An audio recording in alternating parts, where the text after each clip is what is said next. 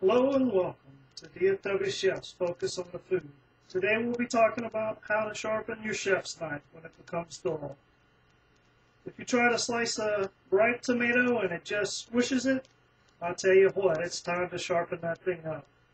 And contrary to popular belief, a lot of people think, well, a sharp knife is really, really dangerous. Well, yeah, that's true, but a dull knife is even sharper, because it's more likely that you're going to slip off of whatever you're cutting and actually cut yourself.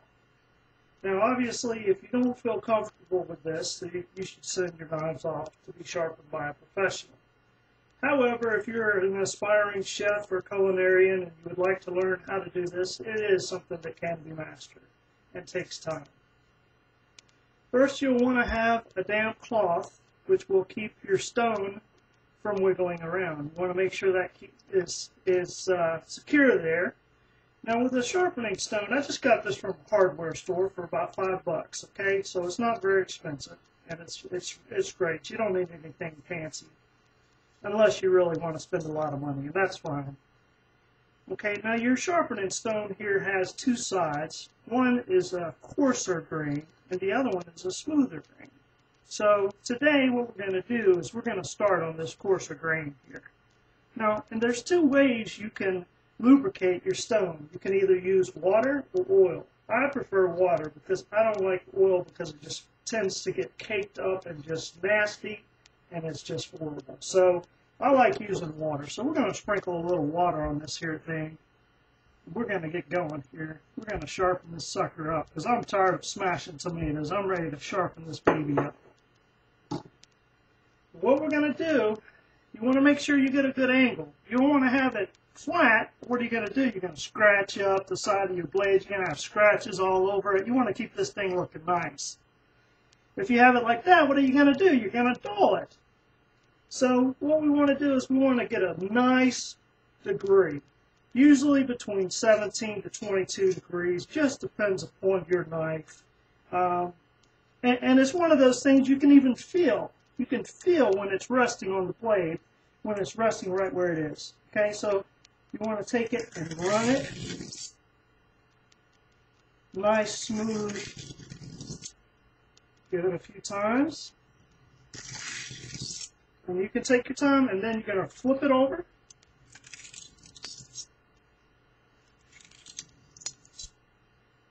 And you can hear the way it's sharpening there.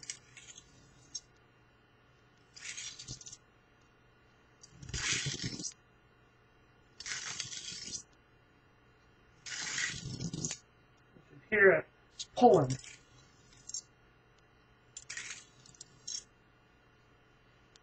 As it starts to get closer to being sharpened, there will be less resistance. There will be less drag on the stone as it comes across there. It'll start to run across a little bit easier. And occasionally you might even want to put a little more water on your stone there, and some of that will soak in.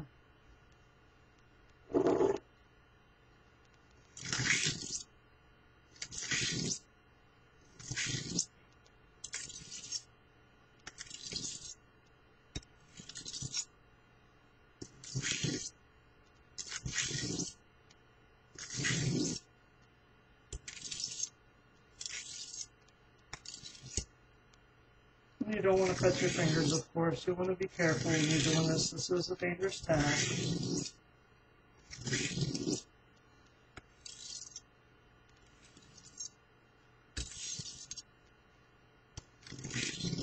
Always use both hands when you're sharpening your knife.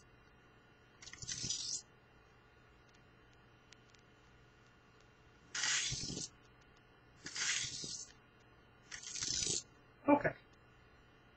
Now I think we've got our rough work out of the way, so now let's go ahead and move over to the smooth side here. Okay. Just get some good water on there, and you see it just soaked right into that stone right there. It soaks right on up into that stone. Look at that. Soaks right on up in there. Okay. Let's go ahead and we will work on the smooth side there.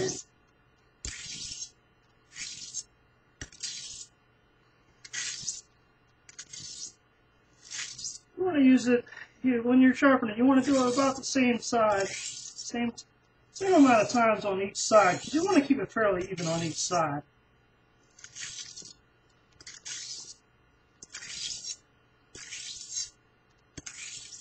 Okay, we have a nice sharp knife now.